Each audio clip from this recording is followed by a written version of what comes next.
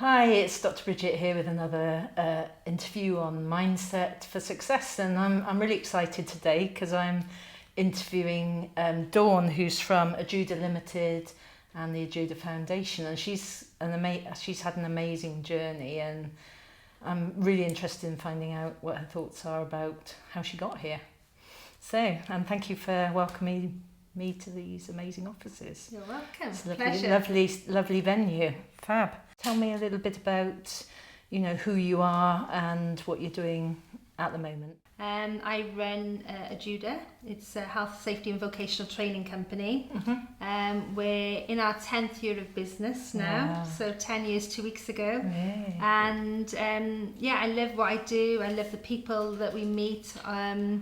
Meet people from all walks of life, and I love inspiring others, and I love watching other people achieve, and that's what we're all about, really. And we started from my back bedroom 10 years ago in an office, teacher by day, admin assistant by night. And it's just grown over the years. Now I've got 30 trainers.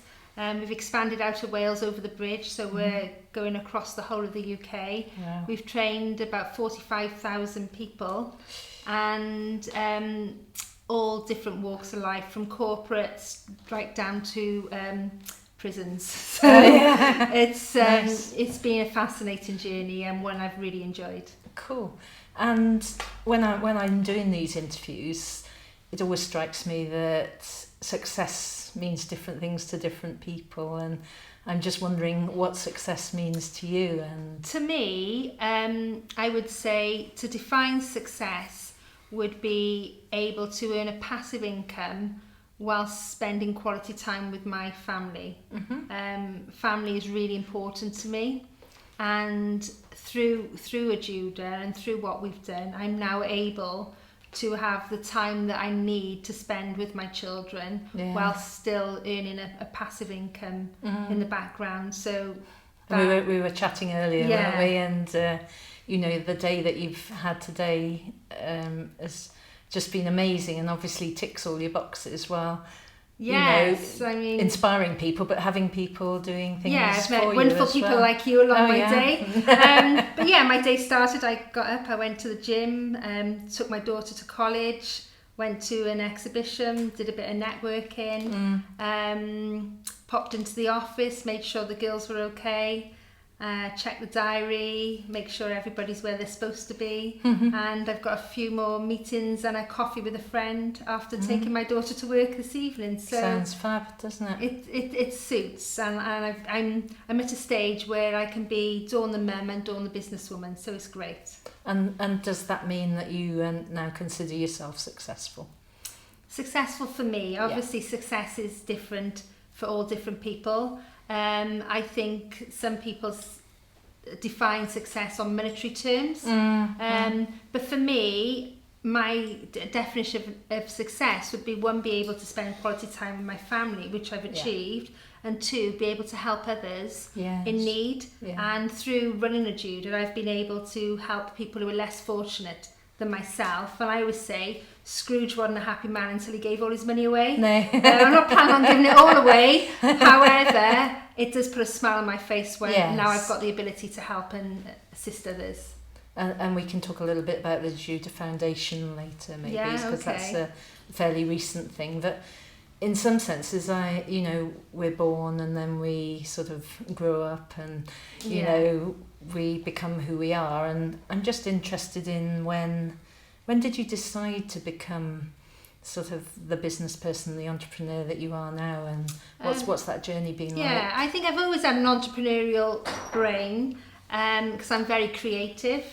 However, it was a change of circumstances having my children. I had a brilliant job which I loved, but it was shift work. I was coaching sport in a leisure centre, which meant evenings and weekends. When I became a mum, I needed something that was going to bring me an income in whilst my children were in school, because obviously evenings and weekends were no longer feasible. So that's when I needed to be home, cook tea, do homework, socialise with my children.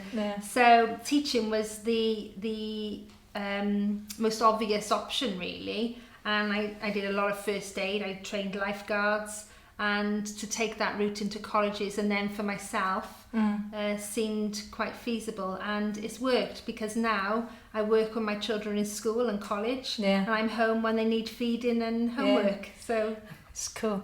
And again, we were just talking before doing the interview, and I think your entrepreneurial spirit actually started probably well before that, didn't it? Yeah, I can remember saying to you, I wanted to buy an ice cream van when I was 18. My mother talked me out of it, but it's quite, I think I've passed it on to my children now, because when we were on holiday at the beach a few years ago, my son collected a load of pebbles from the beach, painted them and put them outside the caravan for 50 pence each, and he sold a few. So, did he? Yeah. Cool. Hopefully I've passed the entrepreneurial spirit into my children.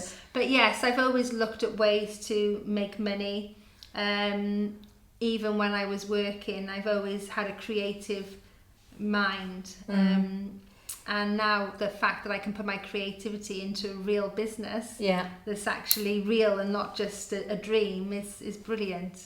And the creativity also needs to have some action behind it, doesn't it, in order to get the success that you need. I mean, it's all great having big dreams, but unless you make those dreams a reality, they just stay dreams. Yeah. So I think the way I've worked my business, I've set myself goalposts, I wrote out an action plan, and then I plan it, I execute it, I move on to the next one. Yeah. And all my dreams have so far become reality. So it's great, it's working. And, you know, on the way towards getting those dreams and this reality, have there been any sort of ups and downs? I work with people in business that are constantly doing this. I think, being a business owner is a roller coaster ride, and it's full of ups and downs. I mean, yesterday, for example, I went from being highly stressed to highly ecstatic within 10 minutes. All right. Because I thought I couldn't fulfill a course. I was looking for a trainer, and my trainer phoned in sick. And then I found a trainer and was able to not let my customer down. Right. So I went from stress to ecstatic all in 10 minutes. Yeah. So we get that quite often. Yeah. And what sort of mindset, what sort of, I suppose, strategies do you use to overcome those? For me, I just think for me, if I let anyone down, I'm appalled. I don't do that. But on the other side of the coin, I think to get over it, because it's so much pressure in business, I just got to sit back and think, well, no one's died. You know, well, in fact, you're saving lives, aren't you? Yeah. There's going to be another day tomorrow, and what's the worst thing can happen? Yes. You know, people do expect errors. They do expect punctures to go on cars and people to be late occasionally, as long as it is only occasionally. Yeah. But we strive to, you know, to please and to, you know, under promise and over deliver. That's our sort of ethos here, and that's what I've managed to do over the years. Okay. And over the years, have there been any light bulb moments where you've gone, you know, that have contributed towards that success? Yes, I think I've had a few. I mean, obviously we started off predominantly as a first aid training company, and then lots of people, lots of clients that do food hygiene, do manual handling, fire safety. And as Richard Branson said, just say yes, work out to do it later. Yes, so, there's been lots of opportunities that I've had to grab and then put myself under a bit of pressure to make sure that I don't let people down and I can fulfill what I've promised. But light bulb moments, I think, going out into the community and helping deprived areas and underprivileged people, that's really touched my heart. And I think setting up the Ajuda Foundation now is one of my light bulb moments, because I think now I've got the ability and the resources to actually do something about not just seeing people in deprived areas, but helping them get into entrepreneurship and helping them achieve their dreams as well. And I guess a light bulb moment is usually something for yourself rather than something that happens. So what actually went ping in your mind when you set up Ajuda Foundation? I think obviously the name. I think the branding, that was the very first one. I think when I first named my company, it was called Aid Training Wales, with a big Welsh dragon, and I was Welsh and proud. Yeah. And then I thought, I'm not going to go over the bridge and conquer the English with a dragon. So I think choosing the right name, the brand, it's one word, it begins with A, so people always sort of search the A's first. Yeah. And I just thought, well, actually, Tesco's doesn't say anything about we sell food, but everybody knows the brand. So I think for young businesses, getting the right brand is a big moment. And for me, choosing the name of Judah was one of those light bulb moments, and dropping the dragon, even though I am Welsh and proud. Exactly. I don't think you completely dropped it just from the branding, isn't it? Okay. But Judah means help. Lots of people ask me that. Yeah. And that's what I like to do. I like to help people. Is it Norwegian or? It's Portuguese. Portuguese, okay. So I think, we help people save lives, and I've had lots of letters over the years saying that off the back of our training, they were able to go on and save a life. Yeah. So that's really, really nice. And I know that, on a personal note, your mum, having been on one of your courses, actually saved your father's life. Yeah, my father had a heart attack 4 years ago now. He's still with us. Yeah.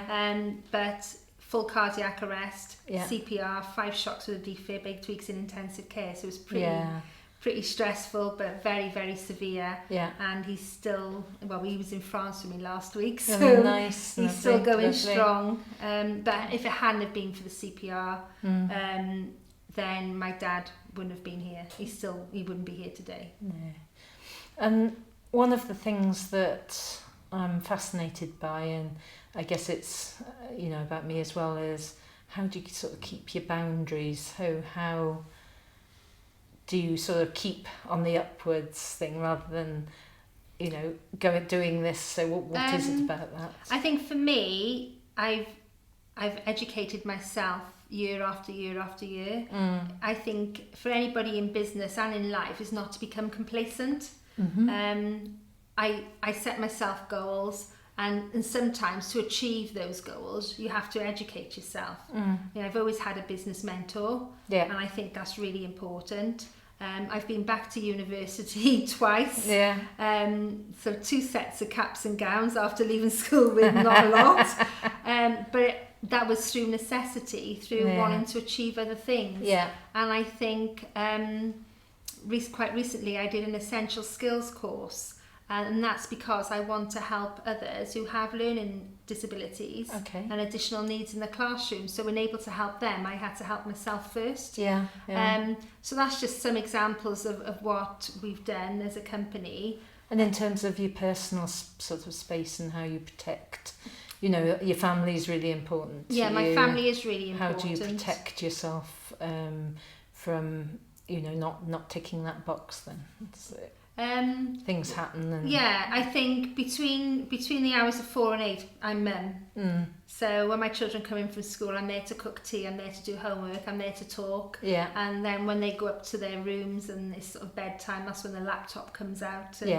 And then I do my work through to midnight, 1 o'clock. So I'm not interfering with their life. And I think that's really important, to keep the two separate. And my work, I don't start work till 9 o'clock in the morning, because I'm there to get up in the morning to make sure they're up, dressed, they've had breakfast. Just simple things in life, really. And because now I'm not sort of hands-on technician as in the classroom, and more management entrepreneurial role, I can now choose to work from home. So school holidays, I've done a lot of home working, and make sure that I'm there when they need me. So it's about flexible working, really, which I can now do. And does that mean that sometimes in work, or when people want to meet up with you, you have to have some boundaries there in order for you to reach your goals and have that family time? Yeah, you've got to learn to say no. And I think in the beginning, because I was so wanted to please everybody and wanted to make the business work, I was just saying yes. And when it starts affecting family life, I had to take a step back and thought, actually, I'm saying yes to strangers and no to my children. And I got that balance wrong, and I know I got it wrong. So And it doesn't help you reach your goals. It doesn't help me reach it? my goals. I was saying yes because I didn't want to let people down in business, but actually you're letting yourself down and your family down because you're saying, sorry, I haven't got time because you've got too many meetings. So now I make sure that my day ends at 4 o'clock. Okay. And I make sure that if people want me, if there's no room in the diary, then they'll have to go week 2, week 3, week 4 in advance. Exactly. That's just and I how guess it it's is. about your own health, isn't it? And it is about your own health. You don't want to burn yourself out. And about 3 years ago, when I was doing one of my other degrees, I was also networking, and I was sort of leadership team. Yeah. And there was people pulling from all angles. So I had the business, I had the children, I had my studying, I had responsibilities within the networking circuit. Yeah. And it was just all too much for me. So I just dropped out and reevaluated. Yeah. And then focused on the 2 important things, which were the business and the children. Yeah. And I better say my husband as well. If he's watching. Yeah, it's I think that when you're in a sort of teaching, training, coaching sort of business, is really important to look after yourself so that you're in a good place for other people. And there's this tendency to want to do everything for everyone and definitely. not let them down. And I think because people wanted me personally, especially in the early days, I was doing a lot of travelling. Yes. I'd be going up to Manchester, to London, up to North Wales. Yeah. Like, Dawn, we want the training, but it has to be you. Yes. And I think that's one thing that has changed, because now I only do the training within Cardiff. If they want a Judah, they can have a Judah, but they can no longer have Dawn Evans. Yeah. Not if it's long distance. No. Oh, So cool. they've accepted that, and I've retained my clients, because the people that I send on behalf of a Judah experts within the industry anyway. Yes. And they're all professional trainers, and the Yes. feedback that we get from them, they're like, oh, they're just as good as you do. And I said, well, I told you they Never. would be. So, you know, your customers are happy, but I was too scared to lose customers if they didn't get me. Yeah. So now I just think, well, actually, because it's so busy, and if you can imagine 40,000 people, they couldn't all have me. Yeah. So yeah. it's learning to let go, I think, as well, and learning to trust others, because you think in your head nobody's as good as me, but actually, if you train them right, they can be. Yes. Yeah. So, in terms of, you know, people watching this, what would be your top 3 tips, you know, for becoming a success? I would say stay loyal. Yeah. Loyalty is, you know, imperative in So business. staying loyal to people around you. To people around you, to your customers. Honesty and integrity. Yeah. I've never, you know, I'm very transparent in everything that I do. Yeah. All our prices are on our website. If people want a service, it's, you know, the same service, same price for everyone. Yes. Not like an insurance company who think, right, okay, we'll discount for new customers. Yeah. So, and dream big, because if you get it right, your dreams will come a reality, mine did. So why can't other people's? Yeah. So that sort of leads me on to another question now, which is, so what's next? What's next? Well, I've just set up the Ajuda Foundation. So that's a charity, and that's going to help underprivileged teenagers, adults, to give them an opportunity that they can't afford to give themselves. Yeah. Which will obviously include vocational training, business mentoring, and hopefully get them on their way into either self-employment or employment. So that's one challenge. And the National Education Show is, I'm co-founder of that. That's a brand new company. Okay. So myself and my business partner Nicola Morgan, we've booked out the City Hall for next year. Lovely. So it's all happening there on the 13th of October. Yeah. We've got 140 exhibition stands, 20 seminars, and the speakers we've actually had who want to work with us are phenomenal. They're from all over the UK, and they're all specialists within the field of education. Okay. So I'm really excited about that. Yeah. And I'm looking forward again to have my input in the education sector and help entrepreneurs of the future. Yeah. We're just about to launch a competition, so this is a premiere now. We're just about to launch. It's called the Boss Factor. All right. So that's going to go out through all the schools in South Wales, and we're looking for a mini entrepreneur. All right. So I'm looking to mould someone into an entrepreneur to assist them with their business. Oh, that's amazing. To help them and give them a stand at our show to launch their business. Yeah. So the winner will get a stand, and they'll get mentoring, and they'll get help. So we're looking for the challenge within the schools. So that's really... So when's that challenge going to start? It's going to start straight after Christmas, and the winner's going to be announced at the show in October. Right. So they've got 10 months to work on their project and idea. Sort of a Dragon's Den. Yeah, it is basically going to be very similar to that. Yeah. So that's cool. really exciting. And I guess, having chatted to you now, that's probably not going to be it either, so you may not have thought about what's next. I have actually, but I won't say just yet. There's lots of ideas in this little head of mine. Yes, creative. And, they're very creative ideas. There's lots more events going to be coming to Cardiff via Ajuda and the National Education Show, so I'll just leave it at that for now. Fabulous. It's all exciting stuff. Yeah. That's stuff that, it's worth getting up for every morning. It's really exciting. Yeah. And I'm enjoying life. You are, you sort of shining and bubbly and... Yeah, no, it's good. I enjoy it. And I'd encourage anybody else who is scared, who want to go through life and achieve. Yeah. If it's an entrepreneur, if it's sort of exams, anything.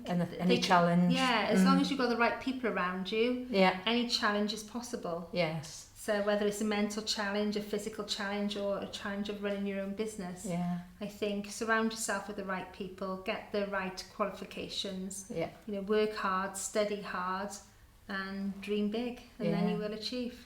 And I think, getting over the fears about finding courage, isn't it? And, about your big why, really. And I think what's to find the courage, sometimes you have got to push yourself out of your comfort zone. And sometimes courage is quite a hard thing to keep, especially if you've got a big unknown audience. I've started in the sort of the speaking circuit in the last 12 months. Yes. And that's taken courage. But again, I've pushed myself out of my comfort zone and put myself out there to raise the brand and the profile of the company. And I feel it's something at this stage in the business after 10 years. It's great making it to 10 years, but staying at the top of your game and staying the best. I mean, we've won a few awards on our journey, but that doesn't say we're going to always be the best unless we keep putting the effort in and people keep talking about us. And you went up to St James's Palace, didn't you? Was that with the... I was awarded a Heart Heroes Award from the British Heart Foundation because of the fundraising and all the work that we've done for the charity over the past few years. So after my father had his heart attack, I decided to join the British Heart Foundation. I set up Heart Start Cardiff, which is affiliated charity. Oh, right, okay. And we deliver free CPR training into schools and underprivileged areas. Right.